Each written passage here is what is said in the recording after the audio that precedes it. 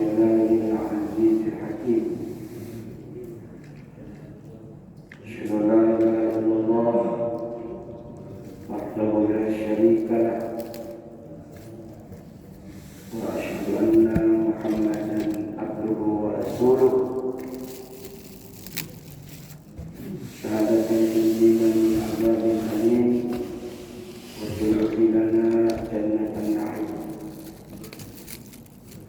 اللهم صل على سيدنا محمد في خلق عظيم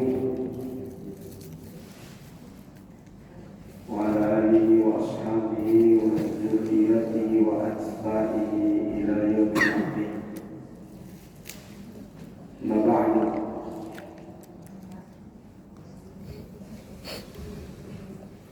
dan sekalian Bapak Ibu jemaah subuh yang sangat dirahmati dan diridhoi oleh Allah Subhanahu wa taala. Alhamdulillah, senantiasa kita ucapkan karena kita masih terus diberikan nikmat oleh Allah Subhanahu wa taala tanpa hentinya.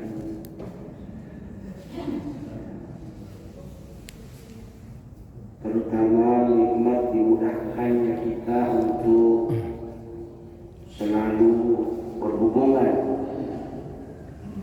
dengan Allah Subhanahu wa taala berbagai macam aktivitas amal. Dan tentu amal itu nantinya ya insyaallah semuanya akan dibalas oleh Allah Subhanahu wa taala dengan pahala. Amin. Ya. Yang mana amal itu yang kita pahami adalah gerak jasmani dan hati, harakatul jismi wal qalbi. Gerak jasmani dan hati itu namanya amal. Hati bergerak dengan niat, tujuan kita melaksanakan suatu pekerjaan, itu namanya bergerak. Ya. Kalau niat untuk melaksanakan ibadah karena Allah, maka insya Allah gerak hati kita, itu namanya amal taat. Tapi kalau gerak hati kita ya melanggar aturan Allah, ya maka itu namanya amal maksiat. Seperti pencuri, hatinya bergerak tapi gerakannya bukan untuk kebaikan, ya, tapi gerakannya untuk melakukan suatu amal yang dapat dosa. Itulah namanya amal maksiat. Selawat dan salam semoga tercurah kepada junjungan Nabi Allah Muhammad sallallahu alaihi wasallam. Allahumma shalli wa sallim alaihi. Ya, salah satu yang kita nanti sangat butuhkan, kita sangat mengharapkan, yaitu hari syafaat, hari pertolongan. Dan yang akan kita lewati itu adalah musyahadah. Kita melewati namanya kematian. Setelah itu masuk di alam barzakh. Ya, kita tidak tahu berapa lama di sana baru dibangkitkan. Setelah dibangkitkan, kita dikumpul di satu tempat namanya pada mahsyar. Pada mahsyar itulah yang beberapa peristiwa yang akan kita jalani. Pertama dihisab, kedua akan diberikan nanti kitab amal, ketiga akan dimizan. Ya, Setelah di mizan barulah kita menunggu syafaat. Ya, ada syafaat. Ya. Setelah itu baru kita meninggi di sirat. Barulah kita sampai di terminal terakhir, yaitu surga dan neraka. Ya, salah satu yang sangat kita harapkan nanti dan kemudian pertolongan dari Rasulullah Sallallahu Alaihi Wasallam. Hanya karena kita juga ini banyak dosa, ya banyak jalan yang diberikan oleh Nabi. Salah satunya adalah kita selalu berselawat kepada Nabi, supaya insyaallah mudah-mudahan kita akan mendapatkan pertolongan beliau di hari yang sangat kita butuhkan pertolongan itu. Dan semua orang khawatir apa yang akan terjadi pada dirinya pada saat itu. Bapak sekalian,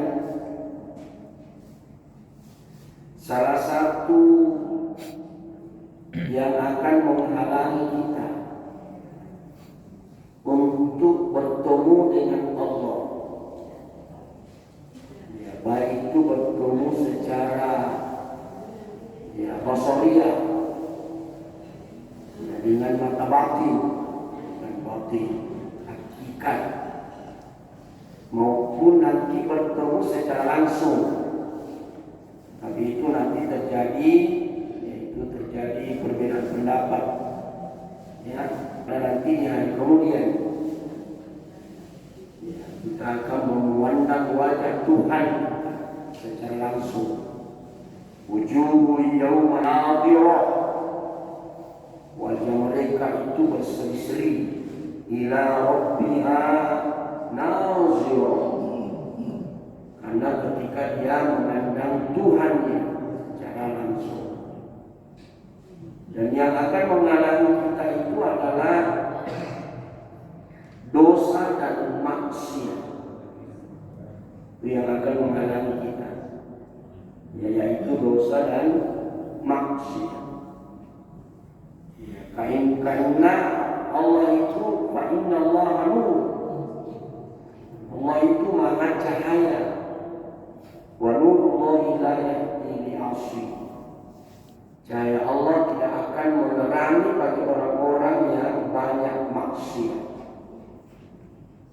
Ya, jadi bisa kita deteksi diri kita. Kalau kita mau melaksanakan suatu ibadah berat sekali, berat, malas, ya, itu tanda bahwa dalam diri kita banyak kezaliman, banyak kemaksiatan. Karena maksiat itulah yang membimbing kita untuk bertemu dengan Allah. Ya, baik bertemu secara hakiki melalui berbagai macam ibadah. Ya, jadi salah satu tanda kemunafikan itu adalah idza qamu ila sholati qamu kusala. Ya, dia berdiri sholat malas. Ya, melaksanakan ibadah tapi ya melempem, malas. Yura'unan nas. Tuh, dia cuma mau dipuji, mau dilihat oleh orang lain. Wala yadhkurullaha illa qalila. Dan dia tidak mengingat Allah kecuali sedikit. Jadi yang menghalangi itu untuk kita berkomunikasi dengan Allah, ya, itu adalah maksiat, dosa. Ya. Dan dosa ini ada beberapa macam. Yang pertama, ada dosa yang tidak akan diampuni oleh Allah. Itulah dosa syirik. Saya kira kita sudah tahu semua. Innallaha la yaghfiru an yushraka bihi wa yaghfiru ma duna dzalika liman yasha. Sesungguhnya Allah tidak akan mengampuni dosa syirik dan akan mengampuni menyembunyi selain daripada itu. Liman yasha, bagi orang yang dikehendaki. Dalam artian syirkul akbar, syirik yang besar. Karena kalau syirik yang kecil yang tidak akan diampuni oleh Allah, ini maka sama ya, tidak ada orang tidak punya itu. Ya, syirik kecil yang dimaksud Nabi adalah riya. Inna akhwafu ala ummati asyirkul asghar. Yang paling kutakuti pada umatku itu adalah syirik kecil. Syirik kecil yaitu riya. Ya, ini yang kalau ini yang tidak diampuni oleh Allah, harus semua di neraka. Dan tidak ada yang tidak punya sifat riya. Ada semua dalam hati kita sifat. Dan ini penyakit hati. Ya, tidak bisa diprediksi. Namanya riya. Kita tidak tahu karena ini adalah persoalan hati. Tidak bisa dilihat. Ya.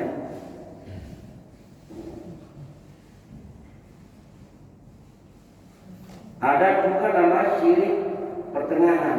Nah, ini juga dalam kehidupan kita sehari-hari terkadang ya, kita termasuk dalam kategori itu. Apa itu? Kita selalu berpegang kepada sebab. Ya. Kalau tidak kerja, kalau tidak ada berapa uang. Nah, itu sebenarnya syirik juga. Tapi dia syirik pertengahan. Ya, saya pernah ditanya oleh seseorang, ya ini menantang juga. Ya, Ustaz, adakah orang pergi berobat tidak berpegang kepada obat? Saya bilang saya tidak tahu karena itu persoalan hati juga. Sebenarnya memang kita tidak boleh kita berpegang kepada obat. Saya bilang tidak, saya mau tanya, tidak usah terlalu banyak berteori. Adakah orang pergi berobat tidak berpegang kepada obat? Cuma ini. Ya tergantung dari kita semua. Ya. Karena terkadang kita orang cocok sekali ke saya modern. Sebenarnya itu sudah salah, Pak. Sudah salah karena kita menganggap bahwa modern itulah yang menyembuhkan kita. Cocok sekali ke saya itu prokol. Ya. Soalnya itu tidak boleh. Apalagi kalau kita berkeyakinan bahwa itulah yang menyembuhkan saya. Maka saya sebagai orang awam, saya kasih tahu begini, saya ambil dalam tengahnya saja. Ya, karena tidak ada orang yang bisa tahu persoalan hati kecuali kita dengan Allah. Ya, secara jujur Pak Imam susah kita terlepas dari sebab. Ya, makanya waktu dalam tengahnya, ya saya kalau melakukan sesuatu, saya sandarkan diri kepada Allah. Persoalan di belakang datang setan mau apa? Saya orang awam. Saya bukan wali, saya bukan seorang yang sudah mantap hatiku. Apalagi mau dekati Rasulullah SAW jauh sekali. Makanya saya kalau mau melakukan sesuatu, pasti saya sandarkan kepada Allah. Ya Allah, saya minum obat ini hanya untuk mencari keridhaan. Sungguh atau tidaknya bukan itu suatu persoalan. Saya cuma lakukan ini karena kita diperintahkan untuk mencari sebab. Jangan lalu ada keyakinan bahwa dokter itulah yang menyembuhkan, maka kita termasuk dalam syirik pertengahan. Tapi menurut ulama kita syirik seperti ini tidak termasuk. Itu akan dihapus dengan berbagai macam aktivitas ibadah sunnah. Nah, yang syirik besar itulah seperti tradisi kita ada di kampung-kampung itu pergi soro-soro di sungai.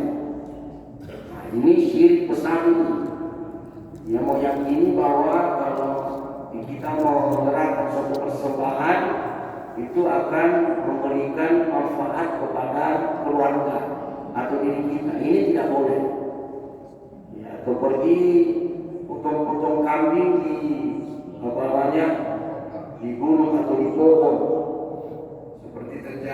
shopping sebelum puasa itu mau pergi potong persembahan di pohon keramat katanya, ya ternyata belum dipotong kambingnya, ya apa namanya, pohon itu tumbang dan yang meninggal itu 9 orang. Nah ini yang dimaksud dengan syirik besar. Syirik besar. Di kampus saya baru-baru masih ada yang begitu. Ada orang ketika kematian, ya, dia bikin suatu persembahan baru dia sorong di pohon keramat atau di tempat-tempat yang dianggap sebagai yang bisa memberi manfaat kepada dirinya. Inilah syirik besar yang harus kita ingat. Siapa yang pernah melakukan itu, lantas dia mati belum bertobat, maka sekalipun dia sorong, ya, ada yang bilang, nah formalan dalam itu untuk pustas, ya syarat Allah itu yang disebut kalau di sana saya bilang itulah namanya menselingkuhi Allah, itu namanya menduakan Allah, ya karena di samping Allah ada yang kita anggap yang bisa memberi manfaat selain daripada Allah. Nah, inilah syirik yang tapi kalau kita pernah berbuat syirik lantas kita bertobat dengan tobat dan nasuha, syarat supaya tobat kita diterima oleh Allah yang pertama adalah an-nadam, menyesali, ya, nadam. Yang kedua adalah al-iqla', yaitu berhenti, ya, melakukan dosa dan kemaksiatan. Kalau kita lakukan itu maka insya Allah itu ya diampuni oleh Allah Subhanahu wa taala. Maka kalau kita sudah bertobat, jangan selalu diungkit-ungkit itu dosa lalu. Itu tidak boleh diungkit-ungkit lagi. Ditutup baru melempar, jangan lagi dibuka. Karena itu namanya menongkrongkan dosa dan kemaksiatan. Ya, jangan selalu diungkit-ungkit. Jadi kalau kita pernah melakukan atas kita bertobat, insya Allah tetap terbuka ampunan Allah. Yang dimaksud ini finalnya kalau kita mati dalam keadaan syirik besar, syirik akbar. Ya. Umar bin Khattab pernah melakukan dosa syirik, tapi setelah itu dia bertobat masuk Islam. Salah satu yang dijamin masuk surga adalah Umar bin Khattab. Bahkan kuburannya Nabi itu berdekatan dengan Umar bin Khattab. Di Rasulullah dulu bertemu dengan Umar bin Khattab itu berjejer. Kalau kita berbicara di makam Rasulullah di Madinah Al-Munawwarah, itu satu. Yang kedua ada dosa yang terserah Allah memaafkan atau tidak. Nah, boleh juga kita memaksa, cuma sudah banyak petunjuk yang diberikan oleh Allah. Kalau dia mau hamba aku datang, ya sebesar apapun dosanya, sebesar langit, sebesar bumi, penuh dengan bumi ini kita datang untuk bertobat kepada Allah, maka Allah semua akan ampuni. Ya, inilah yang selalu kita baca. Astagfirullahaladzim, astagfirullahaladzim. Rabbana ighfir lana dzunubana wa kaffir 'anna sayyi'atina wa tawaffana. Ini semua ini yang berkaitan dosa kita dengan Allah Subhanahu wa taala. Ada dosa inilah yang berat. Lebih berat sebenarnya itu dosa kita kepada sesama manusia. Ya, sesama manusia. Jadi tidak benar itu kalau kita memperbanyak istighfar, astagfirullah biar 100 kali kau istighfar, baru kau yang diminta itu supaya diampuni dosa kita kepada manusia. Oh, tidak bisa. Tidak bisa. Ya, harus ditambahkan yang satu, yaitu selesaikan. Ya. Cara menyelesaikan itu, ya, dengan meminta kehalalannya. Kalau mau berkaitan dengan dosa iman, maka kita memfitnah orang, kita pernah menghina orang, ya maka cukup kita minta maaf. Tapi kalau kita pernah mengambil haknya orang lain, maka harus kita selesaikan, kembalikan.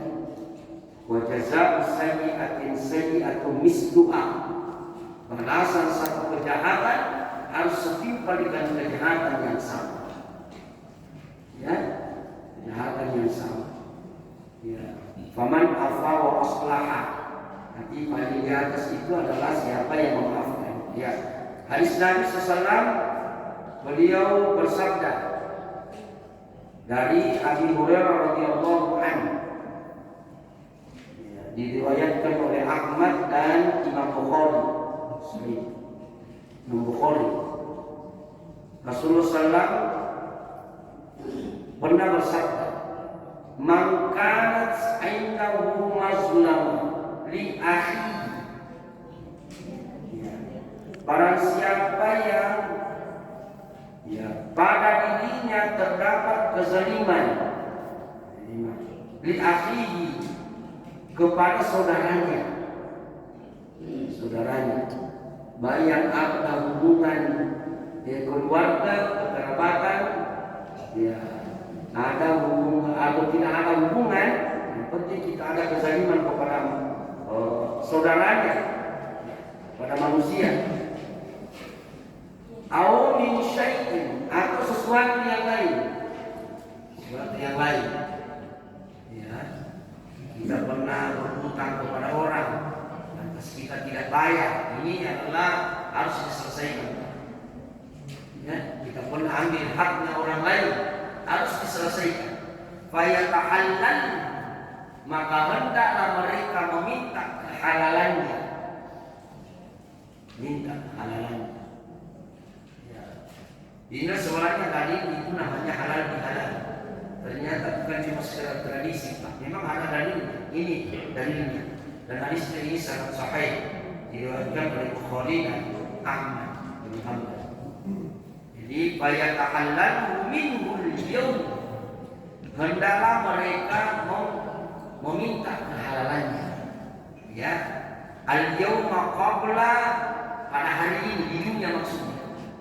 Qabla alla yakuna dinarun wala dirham.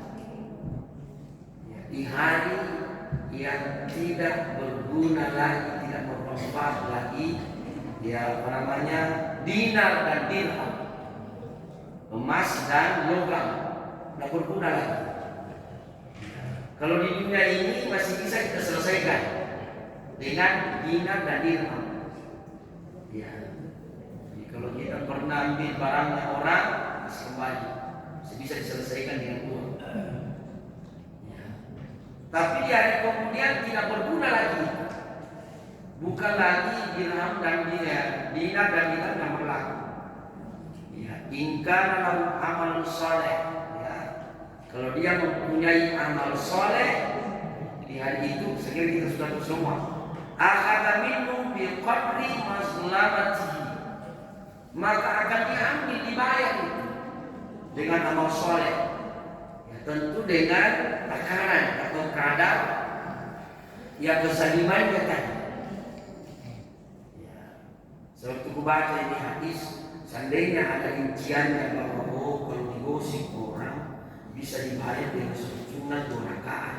Ya, seandainya ada, Pak, ya rinciannya bisa dikalkulasi. Oh, ini ada dompet ini.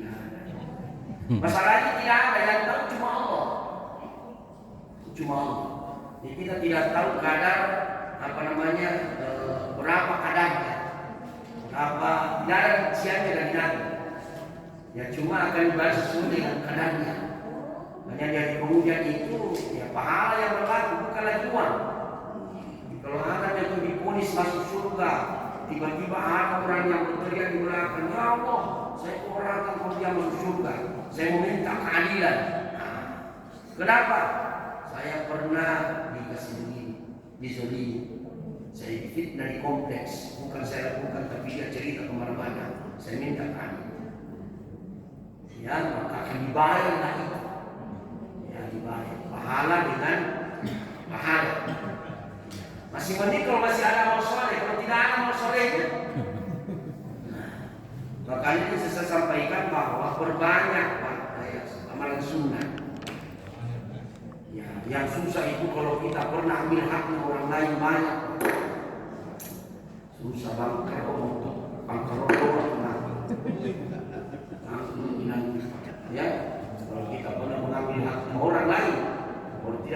berbalik, berjejer Pak. Bukan main kalau satu RT saja, dan antrian di belakang pernah kita ambil haknya orang miskin misalnya,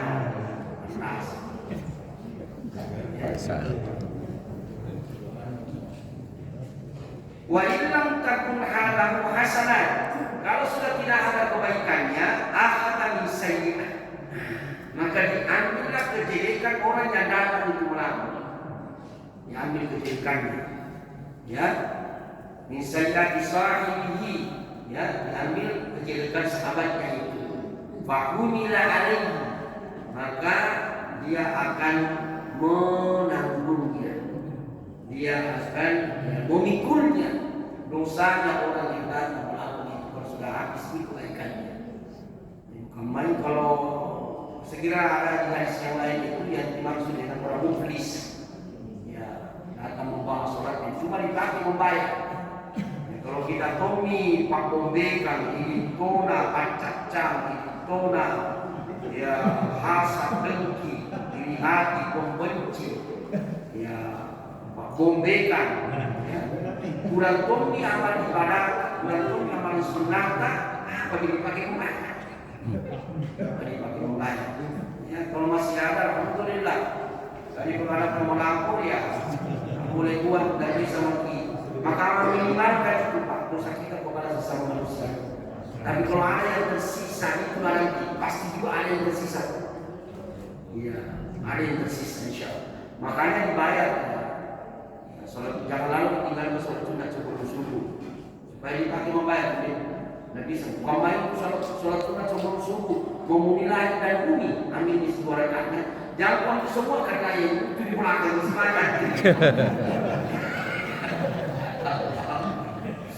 Ya, oleh karena itu amalan apa saja yang menyebabkan orang putus silaturahmi, ya, maka itu pasti dilanggar. Dan amalan apa saja yang bisa menyambungkan silaturahmi itu pasti diperintahkan. Nah, kita ambil dulu yang bisa memutuskan silaturahmi, yang bisa menempatkan banyak dosa kepada manusia. Yang pertama dari Abi Hurairah radhiyallahu anhu, Abu Hurairah lagi, anna Rasulullah sallallahu alaihi wasallam, ini riwayat Muslim. Sesungguhnya Rasulullah SAW pernah bersabda dari Abu Hurairah, mudah-mudahan Allah meridhoinya. Yang pertama, la tahasadu wala tanadasu wala tadabadu wala tadabaru wala yabiqu ba'dukum ala baiti ba'd wa kunu ibadallahi ikhwana, al-muslim akhul muslim, la yazlimuhu wa la yahzuluhu wa la yakbiduhu wa la yahkuruhu at-taqwa hahuna wa yasir ila sadrihi salasa marrat bihasbi amri muslim minasyarri ayyah tariqa akahul muslim haramu al muslim daru wa irduhu wa malu.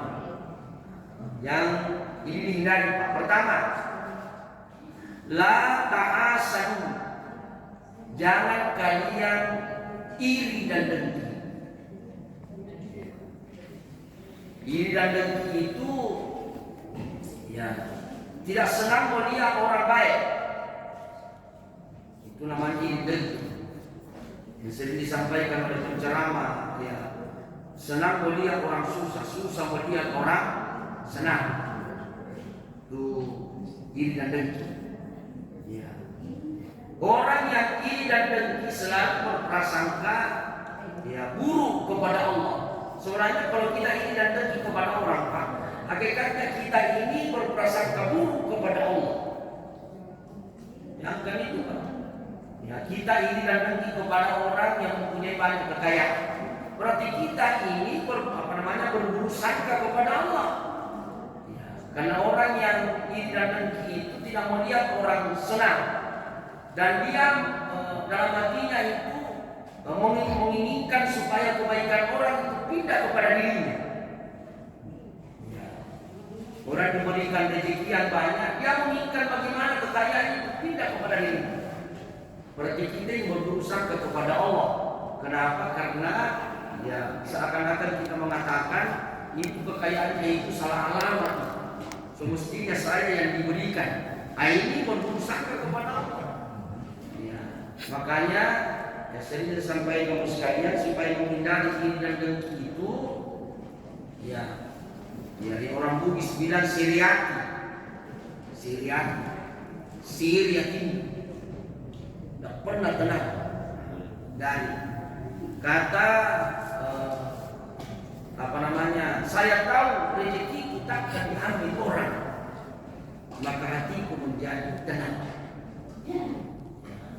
Karena yang membuat orang tidak tenang itu karena selalu memikirkan rezeki orang. Padahal rezeki itu sudah dibagi-bagi oleh Allah Subhanahu wa Ta'ala. Tidak mungkin rezeki itu salah alamat. Yang kedua, wala tanajasu, jangan kalian suka menipu. Menipu sesama saudara. Ya, hati penipuan di mana-mana. Ya. Pasobis di mana-mana. Itu mana itu pusatnya itu. Tuh hati-hati penipuan. Orang mana yang tidak ada yang ditipu sekali. Ya. Yang ketiga, wala taghabatu, jangan kalian saling membenci. Ya. Yang biasa saling membenci orang itu kalau masalah agama perbedaan pendapat. Ini saling membenci. Ya. Tidak sesuai dengan pendapatnya, tidak sejalan dengan pendapatnya, dia benci orang. Ya, itu tidak boleh. Kalian saling membenci. Sejatinya perbedaan pendapat itu sunnatullah. Yang susah itu kalau kita susah menerima yang namanya perbedaan pendapat. Itu suka membenci sesama saudara orang Islam. Ya, ambil longgar saja. Kalau memang kau tidak sependapat, ambil saya ambil longgar ke saya. Kalau memang dia tidak sesuai dengan saya, kan itu dia bertanggung jawab. Supaya ya jangan itu silaturahmi gara-gara perbedaan pendapat. Ya. Karena yang namanya perbedaan pendapat itu sunnatullah, Pak. Kita saja datang ke sini tidak ada yang sama mukanya, semua berbeda. Ya, kenapa kita selalu menghindar dari perbedaan? Apalagi perbedaan pendapat tentang masalah agama. Luar biasa. Yang selanjutnya, wala tadabaru, jangan kalian saling membelakangi. Ibu-ibu jangan saling berbombe, saling membelakangi. Boleh saling membelakangi cukup 3 hari. 3 hari saja. Ya masih diberi kesempatan karena ini manusia biasa. Tapi batasannya cuma 3 hari saja. Bahkan kalau suami istri itu diajukan cuma 1 waktu sholat saja. Kalau suami istri, ya kalau mau panjang-panjang membina, sudah sholat isya baru bertengkar. Panjang-panjang sedikit itu. Kalau misalnya kita bertengkar maghrib, harus selesai di waktu isya. Tapi ini susah mau waktu kirim-kirim. Ya, harus selesai. Kenapa? Karena ada makna yang kita selalu ucapkan. Selesai salam, assalamualaikum warahmatullahi, assalamualaikum warahmatullahi. Itu memberikan isyarat keselamatan. Apa artinya salam kiri kanan, tapi setelah itu tidak berhubungan dengan suami istri. Ya. Dan pernah kita semua alami. Jadi kita diberikan kesempatan juga, tapi jangan lewat, jangan berlarut-larut, jangan saling membelakang. Karena ini akan memutuskan siapa. Wala bai'u ba'dukum ala bai'i ba'din. Jangan kalian membeli sesuatu yang sudah dibeli oleh orang lain. Jangan kalian menjual sesuatu yang sudah dijual. Ini banyak yang begini, Pak. Karena inilah yang akan memutuskan silaturahmi. Dan salah satu juga pemutus silaturahmi yang paling besar adalah utang. Utang. Ya. Kalau datang yang uang, butuh sekali kekuatan tanggal satu uang banyak. Beda sekali bahasa berdatang sekalinya ditagih dan dia yang pertama marah. Kalau juga orang ditagih, nah dia yang pertama marah. Ya enak-enak datang waktu udah pinjam ke sekalinya ditagih, nah matikan HP. Bilang semua ngomongnya, ini jangan. Ya, dia di kemudian Allah tidak akan menzalimi seorang hamba, pasti akan dibalas. Kalau di dunia tidak selesai, di kemudian pasti kamu akan mendapatkan ganjaran. Ya, itu yang pertama. Ya, itu hasad dan dengki. Ingat kamu sekalian, ya iya wal hasad. Hati-hatilah dengan hasad itu. Kenapa? Fa innal hasada, karena sesungguhnya hasad itu yaqulu hasanah, akan membakar semua kebaikan kita. Kama yaqulun nar khatar, sebagaimana api membayar kayu bakar yang kering. Habis kebaikan kita kalau kita selalu hasad dan dengki kepada Allah. Yang terakhir,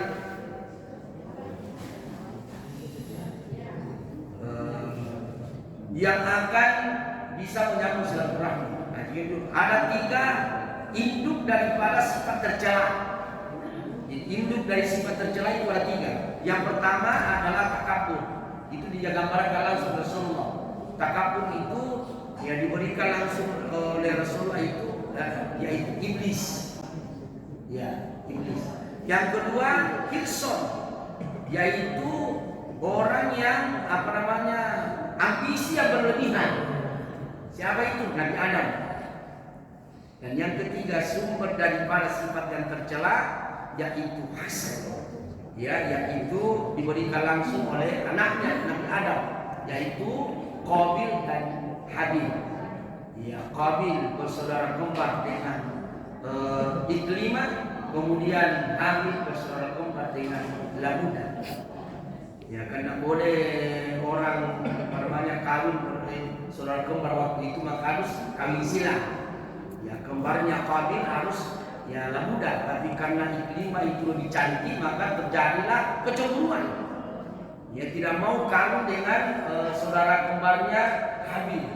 Nah, maka muncullah sifat ini dan berujung kepada pembunuhan yang pertama di dunia ini adalah karena disebabkan oleh hasad dan dengki. Takabur ini ya ini sifat yang tercela.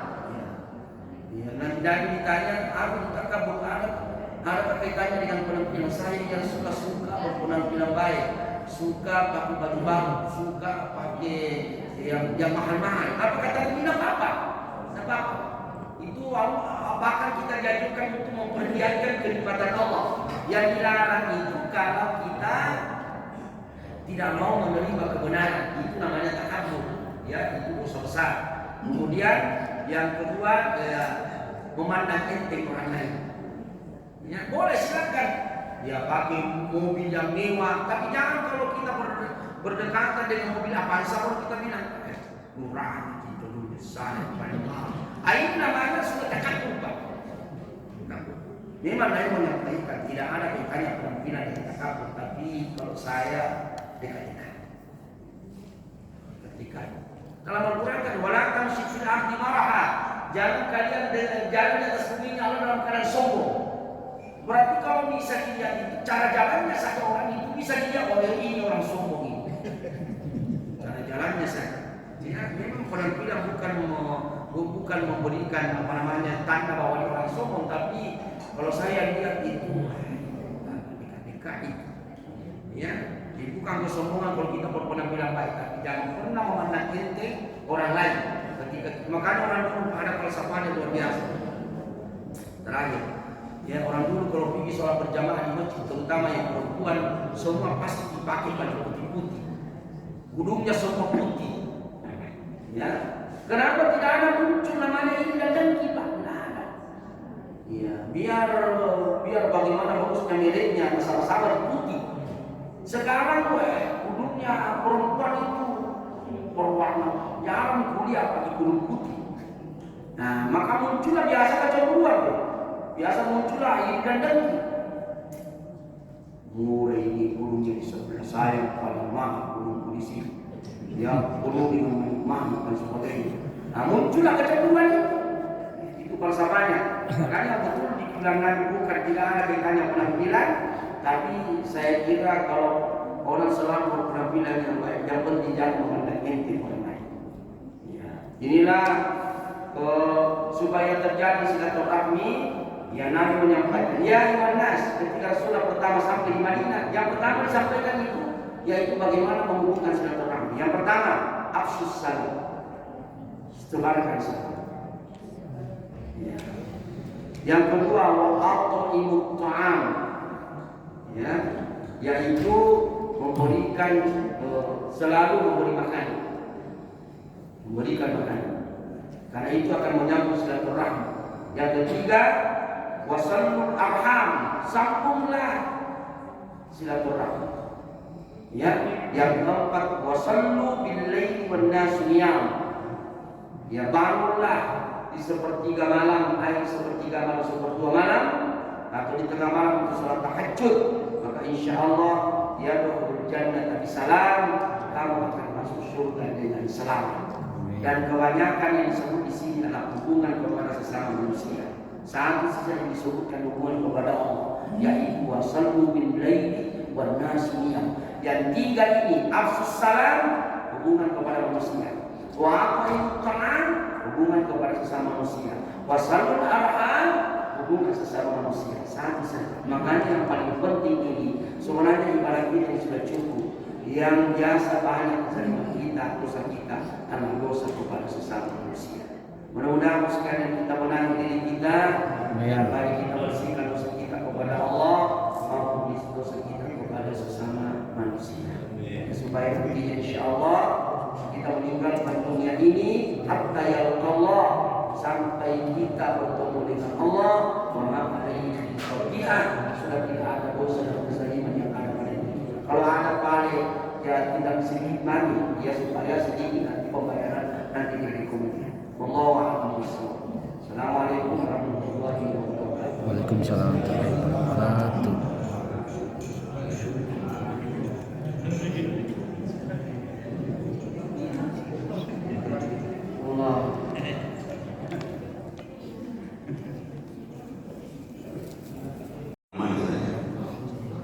Yang pertama pertanyaan saya, yang kedua ini soal fenomena bombe-bombe. Nah, bombe-bombe ini kan celakanya di banyak komunitas itu terjadi, termasuk di masjid. Nah, celakanya, tragisnya ini bombe-bombe semakin menua, semakin tua itu bombe, semakin susah kembali. Ya kan? Kalau anak-anak baku bombe gampang ya, no? Kalau bombe biasanya pakai tangan begini, bombe setelah itu besok baik lagi. Tapi kalau orang tua, ya kan? Apalagi kalau misalnya sama-sama jamaah masjid baku bombe, setelah itu satu sudah pergi, tidak mau lagi sholat jamaah di masjid. Karena yang namanya memulihkan itu baku bombe kan harus terjadi kedua belah pihak. Tidak bisa hanya sepihak kan. Ya. Harus sudah, kalau orang tulis bilang al-gaya itu, ya kan? Karena tidak ada lagi gunanya sebenarnya. Kita ini kan menunggu jadwal mandi sebenarnya. Tapi kenapa susah sekali untuk hadir Ustaz? Jadi itu kalau ada terapi bagaimana menormalisasi untuk hati, itu mungkin jauh lebih bagus itu. Atau kalau kita zikir sebenarnya supaya bisa meloga hatinya ini para orang tua yang suka baku bombe-bombe. Ya. Saya kira itu yang saya ingin sampaikan. Terima kasih karena kopi dan kue sudah datang. Assalamualaikum warahmatullahi wabarakatuh. Baik, memang ada hubungan ya rahim. Ya, karena sila itu artinya tali. Rahim itu bahkan mengatakan bahwa yang paling kuat itu yang ada hubungan keluarga yang bersambung dengan langsung kepada ibu. Itulah yang harus apabila ada putus maka harus disambungkan. Karena dalam agama kita ada 3. Yang pertama adalah qati'ur rahim, orang yang memutuskan silaturahmi. Nah, sudah jelas yang ada hubungan kekeluargaan, ya. La yadkhulul jannata qati'ur rahim. Tidak akan masuk surga bagi orang yang memutuskan silaturahmi. Kalau dalam bahasa agama itu silaturahmi. Ya, kalau dalam bahasa Indonesia itu silaturahmi. Ya, kalau dalam bahasa agama itu silaturahmi. Dan yang ketiga ada namanya mukafi. Rahmi. Ya, laisal wasil bil mukafi, kata Nabi, yaitu saling membalas. Ya, bukanlah dianggap itu menyambung silaturahmi kalau saling membalas. Jadi kalau orang lain itu namanya mukafi rahmi, saling membalas. Ya, jadi kalau ada yang kasih kita juga kasih, itu namanya mukafi. Kalau yang keluargaan itu namanya wasil rahmi. Memang tapi karena sudah menjadi kebiasaan di masyarakat kita di Indonesia, ya apapun pertemuan, ada pertemuan alumni menyambung silaturahmi, ada pertemuan selalunya ada silaturahmi. Persoalannya itu adalah untuk mendekatkan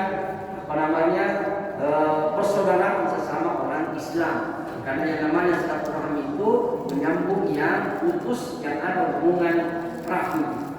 Ya, itu kalau menurut agama. Tapi karena sudah dipahami masyarakat, ya kita terima saja.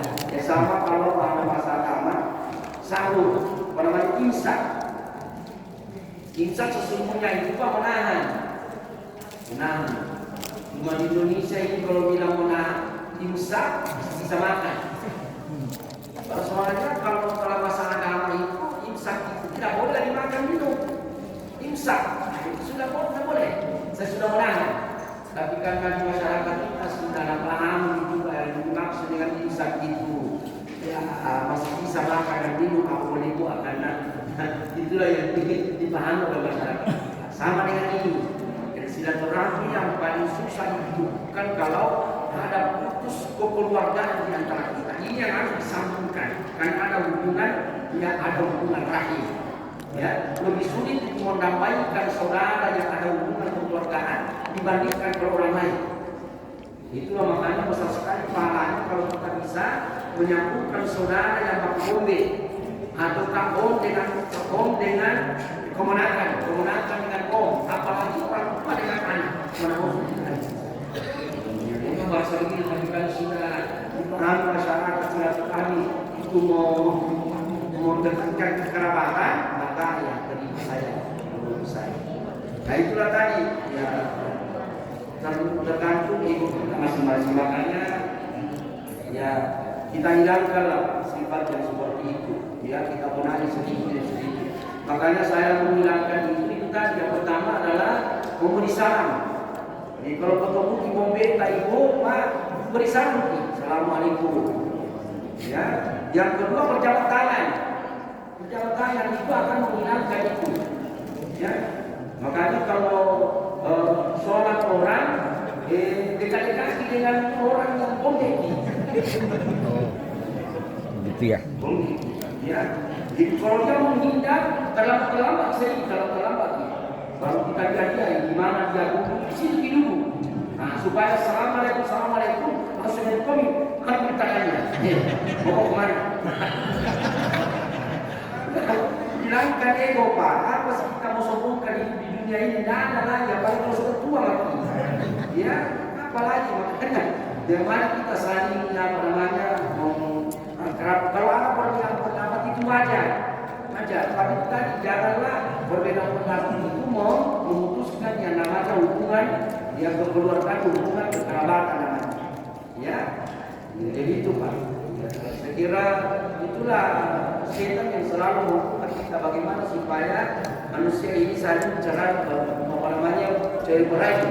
Ya, jangan ada yang tak kerap pada mereka. Apalagi suami istri. Tugas yang paling berjasa bagi iblis itu kalau bisa menceraikan pasangan suami istri, bisa bertengkar suami istri, itu jasanya luar biasa. Itu laporan yang paling berharga anak buahnya itu kalau dia melapor kepada apa namanya ketuanya. Ya, kalau bisa menghilangkan namanya kekerabatan. Ya, saya kira begitu Pak. Nah, tadi pertanyaan tadi, bagaimana kalau semua itu terjadi, siapa yang berkewajiban mendamaikan?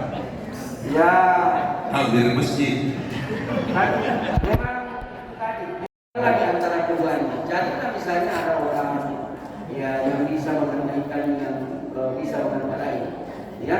Dan cara supaya kita bisa damai itu, ya inilah boleh kita apa namanya gibah orang, tapi gibah baik.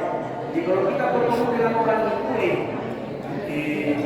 kalau bicara selalu kita cerita baik, kita bukan nyanyi, disebut namanya, ya selalu kita cerita baik. Kalau cerita di situ, ya kasih tahu juga bilang, selalu cari itu cerita baik. Jangan justru kita selalu berlomba. Ya, lain cerita di sini, itu cerita di sana. Nah, itulah yang nanti akan semakin memperburuk namanya masalah. Ya, jadi boleh kita gibah, tapi gibah yang baik. Kita boleh bohong. Ya, selalu perlu cerita baik. Tidak pernah cerita baik. Kita ini mendamaikan hubungannya. Ya, dari situlah pentingnya namanya kalau kita selesai soal itu, ya kita saling berjabat tangan. Kita soalnya fungsinya. Janganlah kita membinakan orang kalau selesai soal mau berjabat tangan, karena itu akan dia menambah namanya kekerabatan. Karena tidak ada kita bertemu dari langit di mana bertemu baru kita berjabat tangan. Yang jelas, ya siapa kedua orang muslim bertemu, ya yang kakian waya safwaya tasafah. Kalau dia berjabat tangan, maka dia pun dosa-dosanya dosa-dosanya sebelum keduanya berpisah. Jadi memang harus ada perantara. Kalau bisa ada yang perantara, ya bisa menjembatani supaya kedua orang ini bisa berdamai. Ya, dan indahnya namanya perdamaian itu. Makanya sudah mengatakan siapa yang mau dimudahkan rezekinya, ya, diluaskan rezekinya, kemudian dipanjangkan umurnya, ya, maka hendaklah mereka selalu bersilaturahmi, ya. Jadi orang yang silaturahmi itu ya panjang umurnya, ya, mudah rezekinya. Coba kalau kita berbohong Pak, ya, mana ada kasih tetangganya ada. Ya, itu sempit rezekinya orang seperti itu. Yang cepat mati orang yang selalu namanya rasa dan dengki. Cepat mati, kenapa banyak penyakit. Orang sudah tidur dia tidak bisa tidur karena selalu ada perasaan iri dan dengki kepada dalam dirinya. Makin orang yang tahu yang ngomongin orang yang tidak tahu, itu susah. Maka muncul banyak penyakit, maka pengajuan akan mati. Dan tidak. Kata Nabi, kedudukan seseorang yang kemudian itu tergantung ya bagaimana ketika suatu komunitas orang benci kepada dirinya. Orang senang kalau kita tidak ada, ya berarti ini menandakan kedudukan kita nanti jadi komunitas. Orang gembira kalau kita tidak ada, itu paling bagus kalau orang rindu sama kita. Tidak pernah dia itu mana itu. Nah, itu orang merindukan kita. Tapi kalau kita tidak ada, orang syukuran, orang kambing tanyakan, maka itu sudah menandakan kedudukan kita dan tidak lagi dari komunitas. Di dunia ini sudah bisa dilihat, Pak. Sudah bisa dilihat. Nah, yang terakhir sekali, bagaimana kalau orang yang pernah kita solimi sudah meninggal dunia? Maka cara berbuat baiknya pertama selalu doakan. Yang kedua, cari ahli warisnya. Walau kita menghubungkan silaturahmi kepadanya, menghubungkan kekerabatan lah. Kalau kita tidak membagi silaturahmi, ya, dihubungkan. Kemudian kita bersedekah atas nama dia. Maka insya Allah, ya mudah-mudahan nanti ya dengan jalan itu kita diampuni oleh Allah Subhanahu wa Ta'ala. Ya, saya kira demikian. Subhanallahi wa bihamdihi.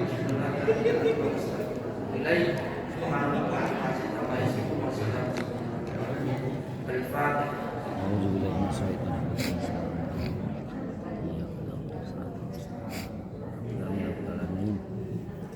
Billahi taufiq wa hidayah wal irsyad. Assalamualaikum warahmatullahi wabarakatuh.